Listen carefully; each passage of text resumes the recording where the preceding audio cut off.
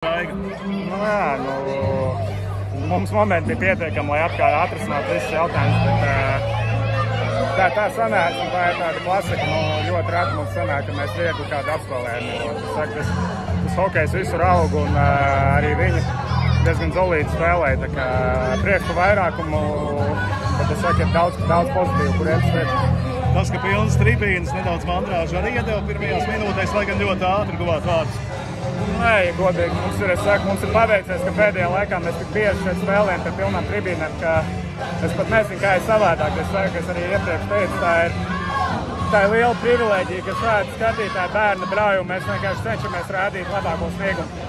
Ir kaut kādas mācības no šīs spēles, kas ir rītdiena jāņem, ko pamainīt, kā nespēlēt, ko uzlabot?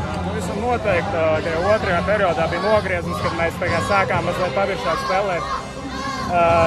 Jā, var teikt, ka ledus slikts, bet ledus slikts ir abām komandām. Mēs tikko pazaudējām ripu uzreiz kaut pretuzbrukumu, un mēs to iniciatīvu pazaudējām tā kā gudrāk ar ripu laikam, un tad jau viss nokārtosies. Tas, ka rīt ar Ukraiņiem jāspēlē, kas vismaz pēc šīs dienas pirmā mača pret frančiem, izskatījās vājākais pretinieks tomēr mūsu grupā. Iespēja kaut ko pieslīpēt, kaut ko uzlabot, tas ir labi, vai tomēr labāk būtu ar niknāku kā pretinieku? Vienalga, kas ir, kur viņi ir, kādā rankingā. Ja bija mācība kaut kur, tad bija mācība čempionātā Ostrovā, ka vienalga kāds ranks cilvēki. Es saku, tā ir viena spēle, tur ir viena spēle, tas nav sezonā, ka tev ir vēl 51 pēc tam, bet viena spēle, lai labi nospēlē, tā kā maksimāla koncentrācija vajag un maksimāli atdev. Lai izdodas. Cik liels ir tas spiediens, ko jūs jūtat? 10 000 skatītāji atkal pēc vasaras pauzes, lai atkal to parādītu labāko sniegumu? Nav spiediens, ir kaifs, es jau teicu. Mums tā ir liela privilēģija, ka mēs varam spēlēt mājās. Un saku, es tikai kaifoju un izbaudu katru iespēju, ko spēlēt šeit pie pilnām tribīnām. Kā tu pats esi sajūts atkal to spēļu ritmu, kurā ir jāieiet? Nav iespējas tāda iešūpoties? Nu jā, labi, ka bija tās pirmās divas pārbaudas spēles, jo tur pirmajā tiešām jutos tā pasmaga mazliet pazudus. Otrajā labi nenospēja līdz galam, bet bija jau labāk, un tad katru spēli tikai labāk un labāk, tā kā patīkam, ne? Ko tu zini par Ukraiņas izlasi? Neko.